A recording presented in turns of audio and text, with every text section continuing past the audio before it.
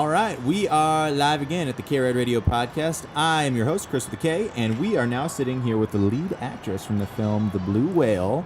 We just spoke with Fahad Alayan, who is a very fine gentleman here. He's the director of the film, and he let us know how incredibly talented you are, Miss Jillian. Thank you so much for coming on the show. Thank you for having me.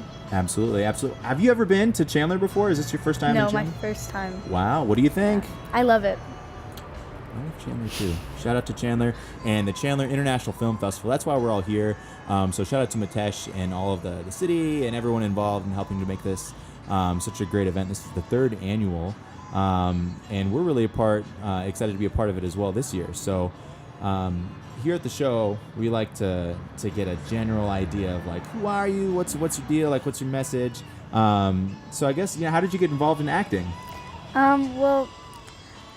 I think I love being in front of the camera. The camera gives me comfort and it makes me happy. So I took acting classes and I just fell in love with it. And, if you keep reaching for your goals, this is where you're going to be. And it's amazing. Awesome. So you started off in acting schools, and where are you from? Where's your where did you start taking your classes? Like, what do you call home? Well, I was born and raised at Laverne, California, and there was an acting studio right next to my house, and it closed down, but it was such a great opportunity to take acting classes there. Oh, I just hit the mic. No, that's good. That's fine. These things are pretty durable. But cool. All right. And why don't you tell us a little bit more about the film itself? Like, what shocked you, or what was one of the most interesting things you think about being involved with the Blue Whale? When I first got the script, I was excited. I read the script all the way through. It was scary. And, I saw a cutting scene, and I prepared myself right away. I did not know what to expect, but, the way that I practiced it at home was kind of the way that I did it in the film. I'm just glad that I was prepared to, what to expect. Right. No. I was going to say, too, there's there a scene in the film where she cuts into her skin, right? Yeah. That's a part of it? Yeah. Wow. So did you have to do, method? How did you get yourself in that headspace? You said, did you practice? I did. Okay. Well...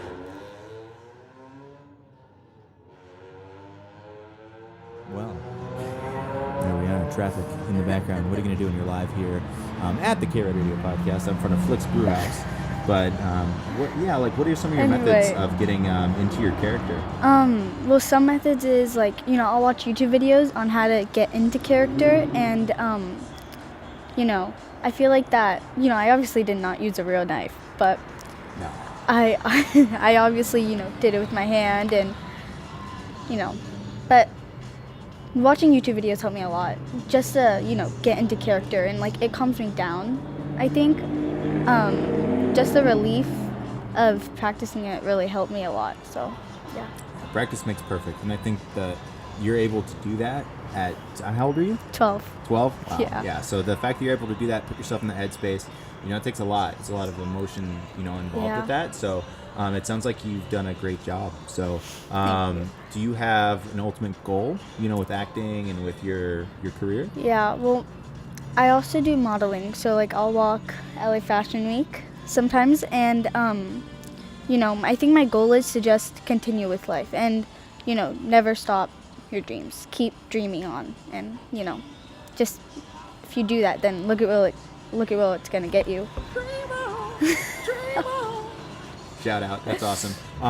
This podcast focuses a lot on music, and I'm always curious to know what are some of your favorite artists, or who are you listening to right now? Oh God, I have a lot. Oh, okay. So I like Katy Perry a lot, and Taylor Swift, I'd say. And then my guys would probably be Shawn Mendes, and just keep it calm right there. I love their songs. Right on. Very cool. Well, I think that the important thing is that you're a part of a bigger story too, which is really cool. And I know that the film circles around, this idea of something that actually happened where a man created this app and this challenge, 50-day challenge, to get kids to basically to fall into his web, and then ultimately, ended up committing suicide. And how was it, like 10 or 12 kids that actually ended up killing themselves from the film or from the app? In all, it was 400. Whoa! Yeah. Wow. It's sad. That's really sad. Yeah. Well,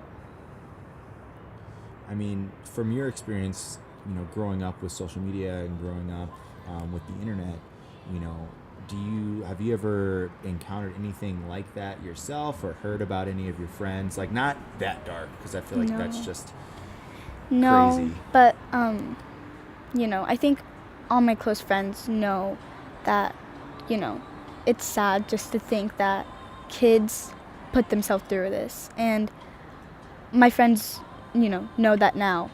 And they know that, like, to keep an eye on social media. You never know what will happen. And I think that's what they took from this movie. Yeah, there's a lot of people about it. And so, did your friends get a chance to see the film as well? Yeah. Oh, cool. I had my closest friends come see it with me my first time. Wow. So, yeah. Wow. Well, I think that's awesome that you're a part of that bigger message, and you handle yourself so professionally, so well. So I think that the stars, are in your future. So thank you. If you had like a dream director or like a dream like person or star to work with, who would it be?